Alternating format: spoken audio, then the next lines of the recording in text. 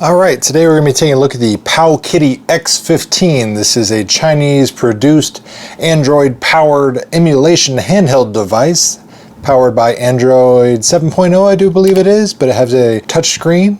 It's a 720 by 1280 IPS display. Looks really great for a lot of these classic games. Overall, the design, plastic shell, plastic buttons. The buttons are the candy style. I don't know how else to describe them other than it's just that hard plastic, but they work well enough. On the front of the face we have a start, a select button, the G button, which actually stands for, I don't actually know what it stands for because the instructions don't say, but what it does is it allows you to map games and your button configuration in game very simply. You just press that button and then you're going to touch the screen on the buttons and your commands and then drag them into the orientation you wish them to be in. Then we have the power button. Right now I have it to auto sleep in like 30-second intervals, so you may see the screen go on and off, but power button there. On the left side of the device we have a volume up and down. There's two speakers on the back side of the unit, so you got stereo sound. And we have a directional buttons as well as an analog joystick. The analog joystick does feel very nice and it actually performs pretty well, so gotta say I like that. Obvious downside is there is no dual analog sticks, so this device has the capabilities of playing games all the way up to Dreamcast and PlayStation 1, as well as some Sega Saturn titles. So unfortunately, lack of dual joysticks is going to prevent some of those titles from having the best playing experience, but overall, it's not going to hinder you for playing a lot of the classic retro titles. Up top, we have L1, L2, R1, R2. Now this is a little odd. So we have a soft press for the L1 and R1 buttons, and then we have a hard clicky press for the R2. So different mechanisms underneath these as far as how they operate. So you can hear the audible difference there, but navigating the device is very simple. You can use the D-pad, you can use the analog stick, or you can simply use the touchscreen. So all sorts of easy navigation options literally at your fingertips. You can change all sorts of things like the wallpaper, parental lock, date, save, and time. One of the most impressive features of this device is it has built-in Wi-Fi. So once you get synced up and logged into your home network account, you're able to surf the internet and download your favorite applications. One of the first thing I did was downloaded the Chrome APK file onto a micro SD card, put it into the top of the device and then installed it, and then once I had Chrome up and running I was able to go download a lot of my favorite emulators so I could play the games that I wanted to play that I own and test out the emulation. So there was a lot of built-in applications on here that are in Chinese. I chose to get rid of them just because, number one, the language barrier was very difficult for me to navigate, but one of these, if you're not super handy with dealing with Android and side-loading applications, is you can use this Happy Chick application. We would just simply search it. Gotta hit it twice apparently. There we go. And then it shows you the various Mario games, and you will simply click on the one you like and download it directly onto the device. There's 32 gigabytes of built-in storage as well as the expansion slot. Once you've downloaded the games, you can click here on the bottom and hit play, and then you will find your game of your choice, and it already has the emulators built in. However, you will have better performance if you download individual emulators and play them like that. So, case in point, I'll show you. I downloaded San Francisco Rush for the Nintendo 64, one of my favorite games that I own for my Nintendo 64. I try to hit play, get it started on the Happy Chick emulator, and then it crashes instantly. However, if I back out, and I go to some emulators that I've installed.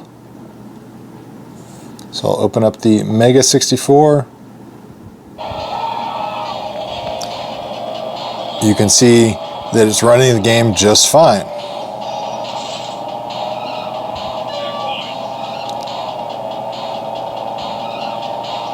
So this is one of the many reasons why it's probably best to, if you have the technical know-how, to go out there, install Chrome, and then download some of your favorite emulators individually as opposed to trying to use that Happy Chick software program, just because while it does do a good job of playing most games, it doesn't doesn't do the best with some of the built-in emulators that it uses, and you'd be better served to have your own independent emulators downloaded and running the games of your choice. But without further ado, let's check out some other emulation and show you just how powerful this little device is, because at around $100, I think it's a heck of a bargain. Now, one of my favorite things about this device is it is capable of running Dreamcast games. However, the built-in emulator that it uses on the Happy Chick device is the Raycast, however you want to pronounce it. It does well, but it struggles with certain games and it has some hiccup issues. Number one, when you try to play Marvel vs. Capcom with that Raycast, you get some weird jagged lines and things inside the characters, and I don't like that look. So I'm using Redream, which is my favorite Dreamcast emulator, to play these games that I own on this device.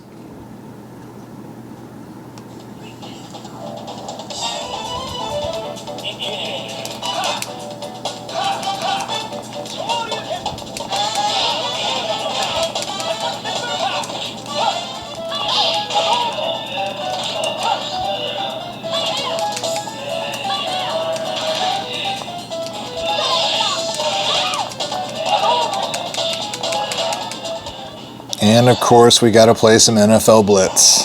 One of my favorite games I own, and I really wish one of these days we'd get an updated version of this, because I absolutely love this game. No slowdowns at all, running full speed.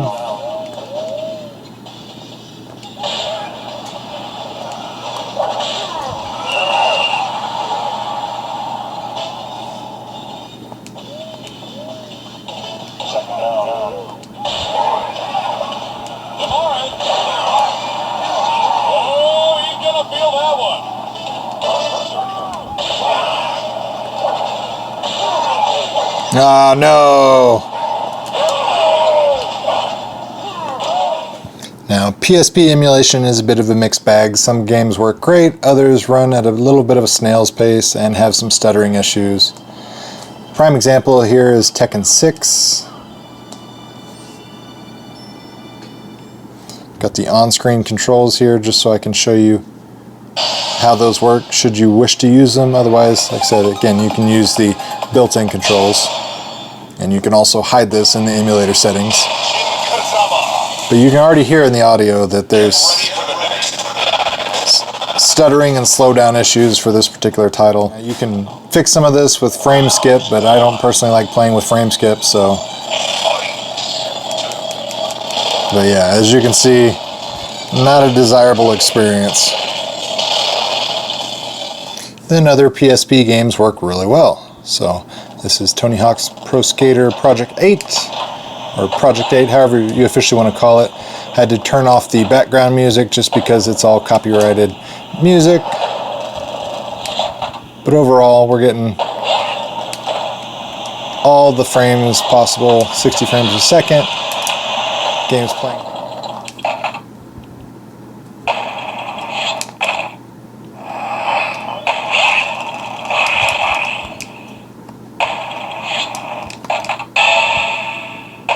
Nailed it! And since this is an Android-powered device, you can also play Android-based games. Here's an example of a pretty fun little Jetmoto-esque racing jet ski game, Riptide GP2.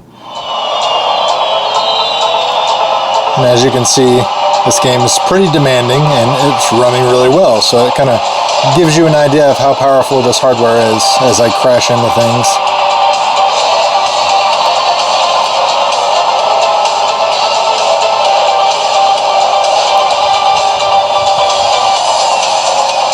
So this 5.5-inch screen looks really good. Again, it's only 720p, but the majority of these retro games we're going to be playing, you know, HD graphics are not going to be a thing that really matters.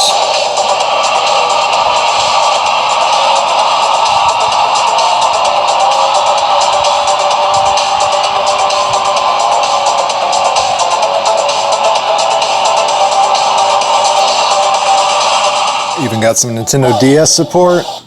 Let's go ahead.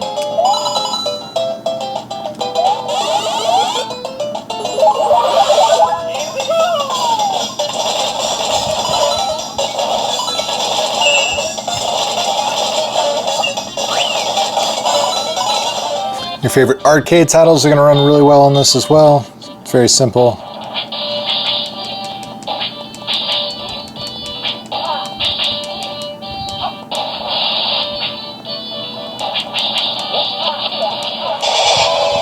Let's go ahead and kill some aliens. Now we'll just warp ahead.